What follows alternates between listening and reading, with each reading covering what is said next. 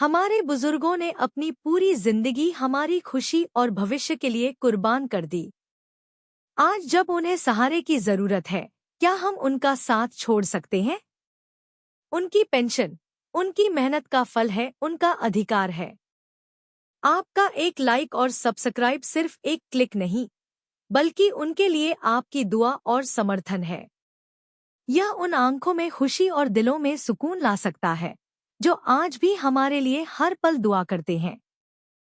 हम हाथ जोड़कर आपसे निवेदन करते हैं, हमारे चैनल को सब्सक्राइब करें, इस संदेश को हर कोने तक पहुंचाएं और हमें 1 मिलियन लाइक्स तक पहुंचने में मदद करें।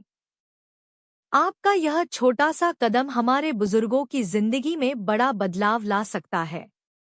आइए मिलकर उनकी मेहनत और त्याग का सम्मान करें। उनके हक के लिए साथ चलें, ताकि वे गर्व से कह सकें कि उनका परिवार उनके साथ खड़ा है। ईपीएस 95 पेंशन भोगियों को कैबिनेट की तरफ से मिला तोहफा, मिली 7,500 रुपए प्लस डा की मंजूरी। Pension latest news. हाल फिलहाल में ईपीएस 95 पेंशन योजना के तहत पेंशन धारकों के लिए काफी बड़ी खुशखबरी निकल कर आ रही है।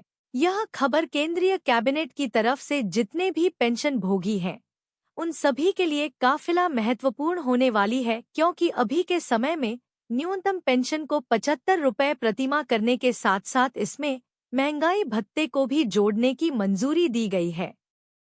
ऐसे में इस खबर के बाद जितने भी पेंशन भोगी हैं, उन सभी को काफी बड़ी खुशखबरी मिलने वाली है। जो लंबे समय से अपनी पेंशन बढ़ाने का इंतजार कर रहे थे, उन सभी के लिए यह खबर किसी बड़ी खुशखबरी खबर से काम नहीं है। क्या हुआ नया बदलाव?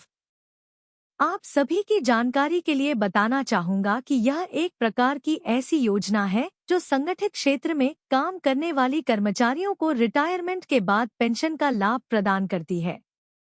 इस योजना के तहत हाल फिलहाल में सरकार ने इस योजना को लेकर के कुछ महत्वपूर्ण बदलाव किए हुए हैं, जिसके तहत न्यूनतम पेंशन को 7,500 प्रति माह बढ़ाने के साथ साथ महंगाई भत्ते का जोड़ने का भी प्रस्ताव शामिल किया है। मतलब क्यों है जरूरी? आप सभी की जानकारी की बताना चाहूंगा कि इस योजना के तहत पहले न्यूनतम पेंशन राशि काफी ज्यादा कम थी, जिसे लाभार्थियों को उनके दैनिक खर्चों को पूरा करने में काफी ज्यादा कठिनाइयों का सामना करना पड़ता था। इसके साथ ही कई बार यह मुद्दा संसद में और अन्य मंचों पर भी उठाया गया, लेकिन किसी भी प्रकार की कोई कार्रवाई नहीं हुई। इसके अंतर्गत काफी सारी समस्याएं थी, जैसे कि न्यूनतम पेंशन केवल 10,000 रुपए थी और आज की महंगाई के हिसाब से यह पेंशन काफी ज्यादा कम मानी जाती है, और इसके साथ ही महंगाई भत्ते का अभाव था, जिस समय के साथ पेंशन राशि स्थिर रहती थी, और ऐसे में बुजुर्गों को अपनी दवाई और अन्य खर्चों को देखते हुए समस्या का सामना करना पड़ता है।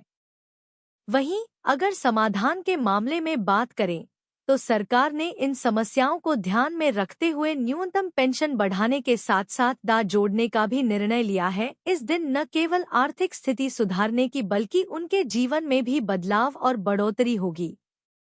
78 लाख ईपीएस 95 पेंशन भोगियों की बढ़ेगी पेंशन, इस दिन होगी घोषणा। देखें, 78 लाख ईपीएस 95 पेंशन भोगियों की बढ़ेगी पेंशन।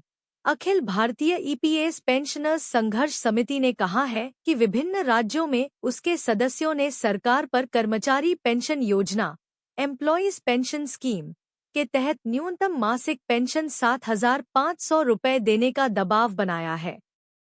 संघर्ष समिति ने अपने बयान में कहा कि ईपीएस पेंशन फंड के सदस्यों ने अपनी मांगों, न्यूनतम मासिक पेंशन 7,500 रुपए और अंतरिम पेंशन 5,000 रुपए को लेकर सरकार पर दबाव बनाने के लिए आंदोलन शुरू किया है।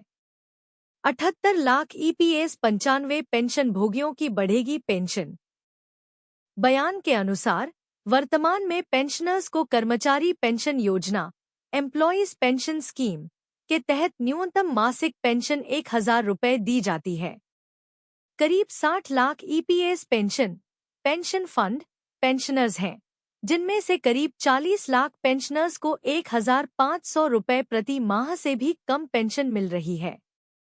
कहा गया है कि इस आंदोलन का मुख्य उद्देश्य प्रधानमंत्री तक अपनी मांगों को पहुंचाना है और अगर हमारी मांगें जल्द पूरी नहीं होती हैं, तो हम आंदोलन को अगले स्तर पर ले जाएंगे और सांसदों और विधानसभाओं के घरों का घेराव करेंगे और उन पर प्रधानमंत्री तक अपनी मांगों को पहुंचाने का दबाव बनाएंगे। बजट में हो सकती है ईपीएस 95 में बढ़ोतरी की घोषणा। सरकार बजट में ईपीएस पेंशन स्कीम को लेकर बड़ा ऐलान कर सकती है। आने वाले बजट में कर्मचारी पेंशन योजना एम्प्लॉयज पेंशन स्कीम में न्यूनतम पेंशन बढ़ सकती है। ईपीएस पेंशन फंड में न्यूनतम पेंशन 1,000 रुपये से बढ़ाकर 5,000 रुपये की जा सकती है। सरकार इस बजट में यूनिवर्सल पेंशन स्कीम को बढ़ावा देने के लिए बड़े फैसले ले सकती है। संभव है कि राज्यों को भी केंद्र के मॉडल पर यूपीएस अपनाने के लिए प्रोत्साहित किया जाए। 78 लाख ईपीएस 95 पेंशन भोगियों की बढ़ेगी पेंशन। मीडिया रिपोर्ट्स के मुताबिक इन मांगों को लेकर ईपीएस पेंशन भोगियों का एक प्रतिनिधिमंडल 10 जनवरी 2025 को प्री बजट कंसल्टेशन मीटिंग में वित्त मंत्री निर्मला सीतारमण से मिला था। उन्होंने 7,500 रुपये की न्यूनतम मासिक पेंशन के साथ साथ पेंशन भोगियों और उनके जीवन साथी दोनों के लिए महंगाई भत्ते डा में बढ़ोतरी और उन्हें मुफ्त इलाज मुहैया कराने की मांग रखी थी। एम्प्लॉयज पेंशन स्कीम में अभी मिलती है 1,000 रुपये मिनिमम पेंशन। आपको बता दें कि साल 2014 से ईपीएस 1995 के तहत न्यूनतम पेंशन 1,000 रुपये प्रति माह है। लंबे समय से न्यूनतम पेंशन मिनिमम पेंशन हाइक को बढ़ाकर 7,500 रुपये करने की मांग की जा रही है। पेंशन निकाय से प्राप्त जानकारी के आधार पर मीडिया रिपोर्टों में कहा गया है कि 2014 में सरकार द्वारा न्यूनतम मासिक पेंशन 1,000 रुपये तय करने की घोषणा के बावजूद 36.60 लाख से अधिक कर्मचारी पेंशन योजना एम्प्लॉयज पेंशन स्कीम पेंशन भोगियों को अभी भी इस राशि से कम पेंशन मिल रही है।